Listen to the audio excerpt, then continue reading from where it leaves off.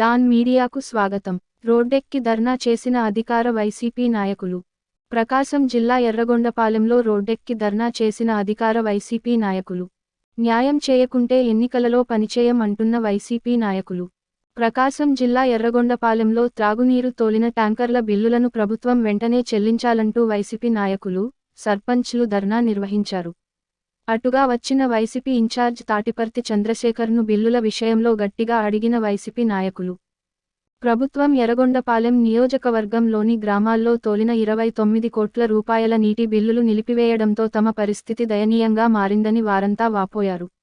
అదేవిధంగా 3 సంవత్సరాలుగా ఆపిన బిల్లులను చెల్లించుకుంటే వచ్చే ఎన్నికలలో పార్టీకి పని చేయలేమని తెగేసి చెప్పిన వైసీపీ నాయకులు. తామంతా ఏజెంట్లుగా కూర్చుని ఎలక్షన్లు జరిపే వారిమని అటువంటి మాకు బిల్లులు ఆపటం అన్యాయం అన్నారు. రాబోయే ఎన్నికలలో బూతుల్లో ఓట్లు తగ్గితే మా బాధ్యత కాదని తెలపడంతో ఇన్ఛార్జ్ చంద్రశేఖర్ వారందరికీ సర్ది చెప్పి బిల్లులు విషయంలో ఉన్నతాధికారులతో ఇప్పటికే మాట్లాడానని త్వరలో బిల్లుల సమస్య పరిష్కారం అవుతుందని తెలిపారు. ఈ వైసీపీ నాయకులు ప్రధాన సెంటర్లో ధర్నా చేయడంతో కొంతసేపు ట్రాఫిక్ ఆగిపోయి ప్రయాణికులు ఎండ తీవ్రతతో ఇబ్బందులు పడ్డారు.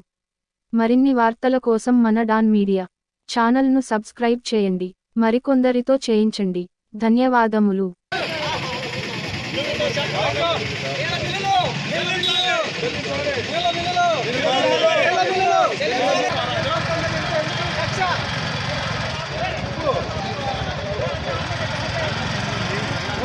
ఇన్ఛార్జ్ గారు ట్యాంకర్ల బిల్లులు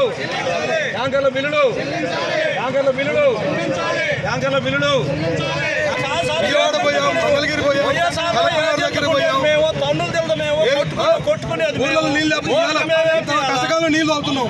57 నెలల నుంచి సమస్య లేదు. 10 నిమిషాలు 30-40 లక్షలు పెట్టి అలా రోడ్లు ఎక్కినాం. సార్ మా అధికార పార్టీ గురించి మేము ఇక్కడికి వస్తే మా పని మేము సర్పంచులకు వచ్చి మేము ధర్నా చేస్తుంటే కరెక్టే. మనం వాళ్ళ కూడా ఏం చదువుతున్నాం, మన బాధ చదువుతున్నాం.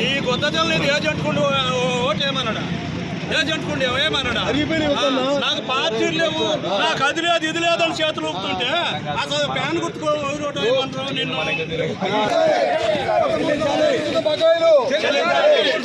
బకాయిలు సార్ మా దయవించి మా బిల్లులు మా పరిస్థితి అర్థం చేసుకోండి. మేము చాలా దయనీయ పరిస్థితిలో ఉన్నాం. ఏల బిల్లులు చెల్లించాలి.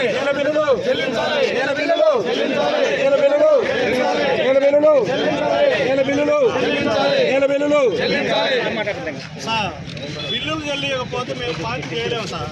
మేము అందరం ఇక్కడ ఉన్న ఏజెంట్లు, సర్పంచులు, మాజీ సర్పంచులు వీళ్ళంతా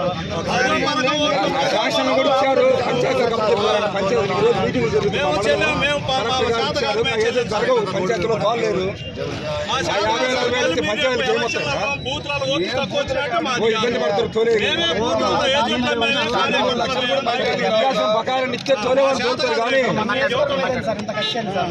భరత్ గుప్తా గారు దాన్ని ఆ ఫైల్ని పేషీకి మూవ్ చేశారు, ఫైనాన్షియల్ అప్రూవల్కి పంపించారని చెప్తున్నాం.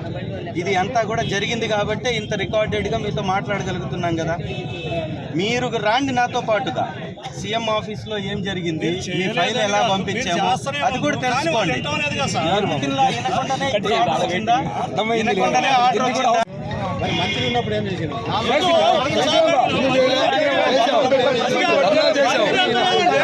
మంత్రి గారు ఉన్నప్పుడు అదే ఆ మాట మంత్రి గారు మీటింగ్ పెట్టి సార్ కూడా అడిగాం. మంత్రి గారిని అడిగాం, ఖచ్చితంగా అడిగాం. ఒకసారి మీటింగ్కి వస్తే మీటింగ్ ఆపి ముందు మా సమస్య చెప్పమన్నాం. మా ఆడిటోరియంలో మీటింగ్ వస్తే చెప్పాము. నేల బిల్లు విషయం మాట్లాడినా తర్వాత మీటింగ్ పెట్టమన్నాం. అది జరిగింది. సరేనా? ఇవన్నీ జరిగాయి.